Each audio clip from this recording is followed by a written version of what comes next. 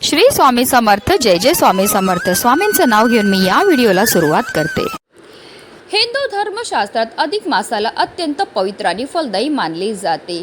सन 2026 मध्ये हा पुण्यपर्व काळ ज्येष्ठ महिन्यात आला आहे. याला अधिक ज्येष्ठ मास असे म्हटले जाते. त्याची कालावधी 17 मे 2026 ते 15 जून 2026 असणार आहे. या अधिक मासामध्ये गुरुपुष्यामृत योगाचा शुभ संयोग सुद्धा जुळून येत आहे. यंदा 21 मे 2026 म्हणजेच गुरुवारी आहे गुरुपुष्यामृत योग. गुरुपुष्यामृत योग हा सकाळी 6:05 सुरू होऊन उत्तरात्र 2:49 पर्यंत असणार आहे. गुरुवारी पुष्य नक्षत्र आलं तर त्या दिवशी गुरुपुष्यामृत योग होतो. हा योग सर्व कार्यासाठी शुभ समजला जातो. या योगावर सोने चांदी खरेदी केली अत्यंत शुभ मानले जाते. त्यात वृद्धी होते. अशुभतेपासून वाचण्यासाठी गुरुपुष्यामृत योग श्रेष्ठ आहे. पुष्य नक्षत्र सर्व प्रकारच्या कार्यासाठी अत्यंत शुभ मानले गेले आहे.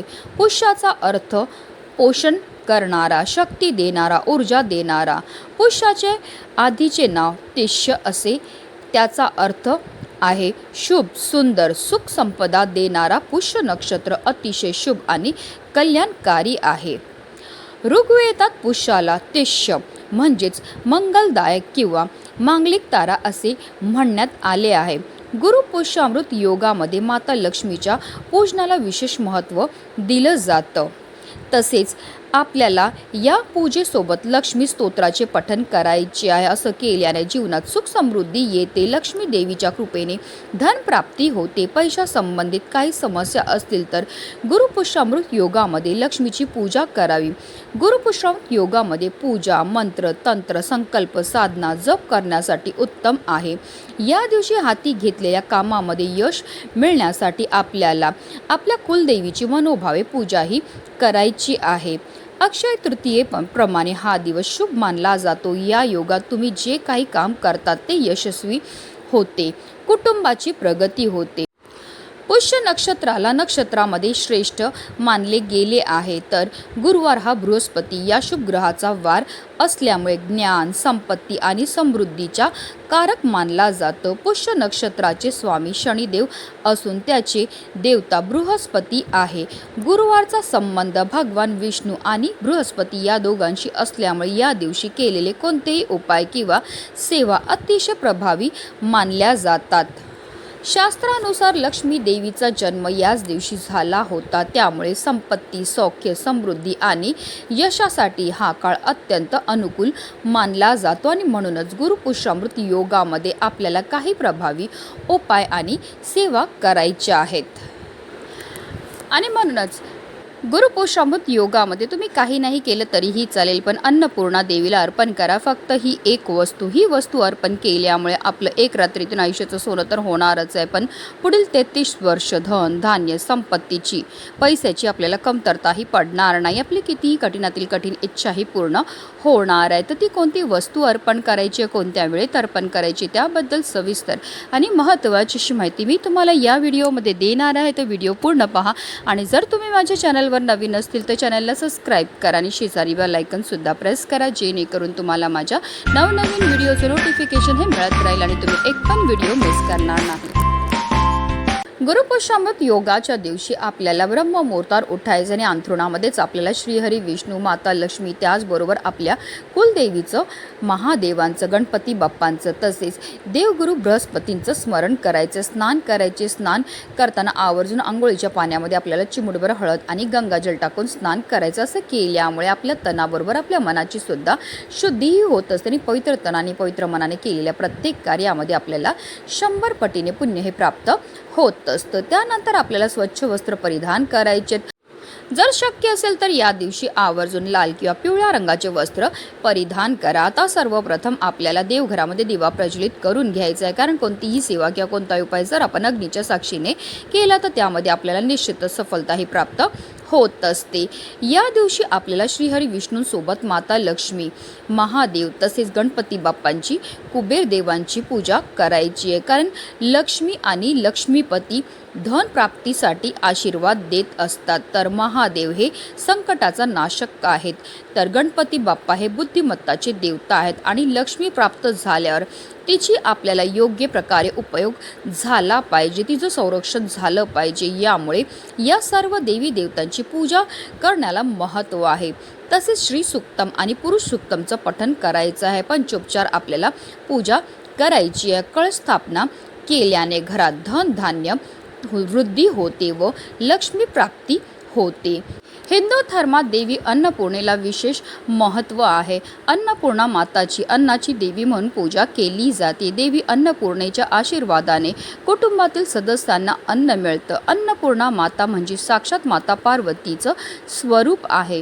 जो भक्त खऱ्या श्रद्धेने अन्नपूर्णा देवीची आराधना करतो त्याचे घर कायम धनधान्याने भरलेले असते. धर्मग्रंथांमध्ये अन्नपूर्णा देवीला अन्न, सौभाग्य आणि संपत्तीची देवी मानण्यात आले आहे. आपल्याकडे लग्न झाल्यानंतर मुलीच्या हातात अन्नपूर्णा देवीच्या मातेची मूर्तीही देण्याची प्रथा आहे.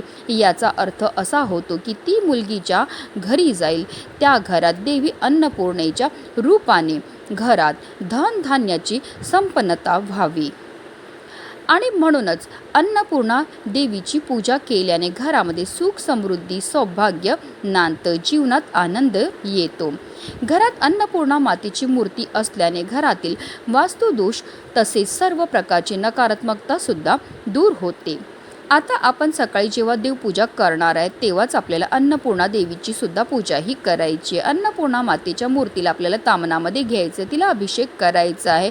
प्रत्येक पळी पाणी अर्पण करताना आपल्याला अन्नपूर्णा मातेच्या मंत्राचा जप हा करायचा आहे किंवा तुम्ही अगदी अन्नपूर्णा स्तोत्राचं पठणसुद्धा करू शकतात किंवा ओम अन्नपूर्णाय नमः या मंत्राचा आपल्याला जप हा करायचं आहे. जलाभिषेक करून झाल्यानंतर अन्नपूर्णा मातेच्या मूर्तीला आपल्याला स्वच्छ पुसून घ्यायचं आहे. आपल्याला एक तामण घ्यायचं, तामणामध्ये आपल्याला हळद आणि कुंकूने एक स्वास्तिक काढून घ्यायचं आणि त्या स्वास्तिकवर आपल्याला हळद कुंकू अक्षता अर्पण करून घ्यायचे. आपल्याला अन्नपूर्णा मातेच्या मूर्तीला त्यावर ठेवायचं आहे. आता अन्नपूर्णा मातेच्या मूर्तीला आपल्याला हळद कुंकू अक्षता धूपदीप अगरबत्ती दाखवून घ्यायची आणि जी वस्तू अन्नपूर्णा मातेला अर्पण करायची ती म्हणजे हळद.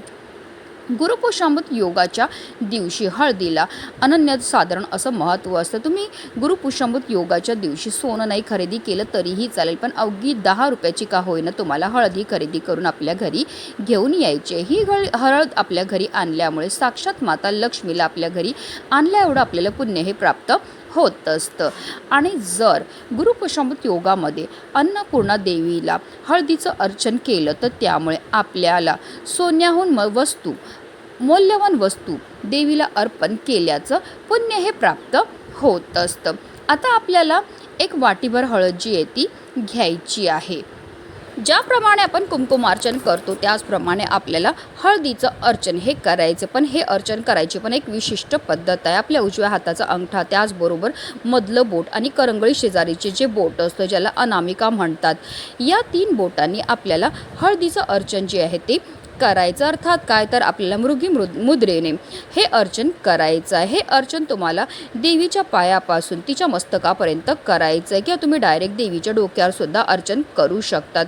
आपल्याला 108 वेळा अन्नपूर्णा मातेच्या नामाचा जप करायचा आहे आणि हे हळदीचं अर्चन जे आहे ते करायचं. प्रत्येक वेळी जे आपण अन्नपूर्णा मातेच्या मूर्तीवर हळदीचं अर्चन करणार आहे ते आपल्याला ओम श्री अन्नपूर्णाय नमः या मंत्राचा जप हा करायचा. अगदी तुम्ही अन्नपूर्णा स्तोत्राचं पठण करत सुद्धा हे अर्चन केलं तरीही चालणार आहे.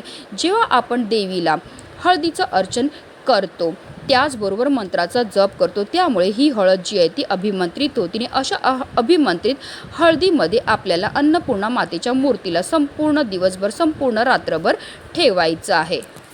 आता आपल्याला अन्नपूर्णा मातेला मनोभावे हात जोडायचे, प्रार्थना करायची. आपल्या आयुष्यामध्ये असणारी जी संकट आहे, दोष आहे, दारिद्र्य ते दूर करण्याकरता मनोभावे प्रार्थनाही करून घ्यायचे. दुसऱ्या दिवशी आपल्याला काय करायचं, सकाळी लवकर उठायचं आहे, स्नान करायचे, देवपूजा करून झाल्यानंतर आपल्याला अन्नपूर्णा मातेच्या मूर्तीला हळदीतून बाहेर काढायचं. अन्नपूर्णा मातेला स्वच्छ करून पुन्हा तिला तांदळामध्ये आपल्याला ठेवायचं आहे आणि आपल्या देवघरामध्ये नेऊन ठेवायचं आहे.